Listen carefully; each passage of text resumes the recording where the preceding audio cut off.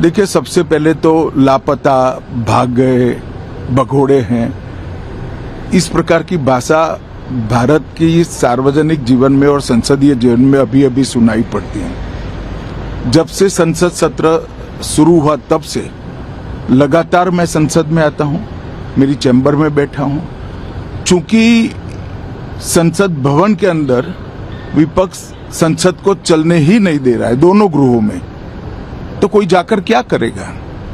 जहां तक चर्चा का सवाल है, सरकार की ओर से किरण रिजिजू जी ने, जो हमारे पार्लियामेंट्री अफेयर्स मिनिस्टर है, उन्होंने बहुत स्पष्ट कर दिया है कि जो नीट आंदोलन के छात्र प्रदर्शन पर सभी प्रकार की चर्चा करने के लिए सरकार तैयार है और चर्चा के लिए समय सुनिश्चित किया जाए और विपक्ष तैयार हो जाए। पहले तो ये यही मांग कर रहे थे, हमने हाँ बोल दिया। मेरी ओर से भी मैंने कह दिया है कि मैं किसी भी सवाल का जवाब देने के लिए संसद में तैयार हूं, मगर वो चर्चा ही नहीं होने देना चाहते। अब जनता तय करे कौन भाग रहा है। आज भी मैं कहता हूं, आज 3 बजे तक स्पीकर साहब को वो पत्र दे दे, 3 बजे से लेकर कल 3 बजे तक सभी प्रकार की चर्चा के लिए हम तैयार हैं। मैं सदन में ही बैठूंगा, सबको सुनूंगा और सब चीजों का जवाब दूंगा। सरकार के पास छुपाने के लिए कुछ नहीं है। वो भी चर्चा करूंगा कि आपने क्यों चर्चा नहीं चाहिए। भारतीय जनता पार्टी की मोदी जी के नेतृत्व में सरकार, एनडीए की मोदी जी के नेतृत्व में सरकार हर चीज पर चर्चा के लिए तैयार है। संसद वो चलने दे बस।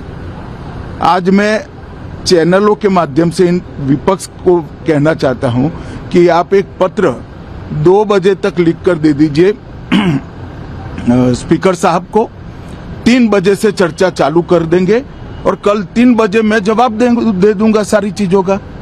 संसद में चर्चा करने के नियम बने हैं, तरीके बने हैं। अब मुझे कोई कहता है कि आप एक स्टेटमेंट दे दो, इतने गंभीर मसले पर इस तरह से चर्चा नहीं हो सकती है।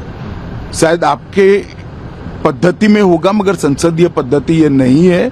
संसद में एट लेंथ चर्चा होती है। आज 3 बजे से देर रात तक, जब तक वो बैठे, और कल दोपहर 3 बजे तक हम तो क्वेश्चन आवर भी सस्पेंड करने के लिए तैयार है, अगर स्पीकर साहब अनुमति देते हैं तो।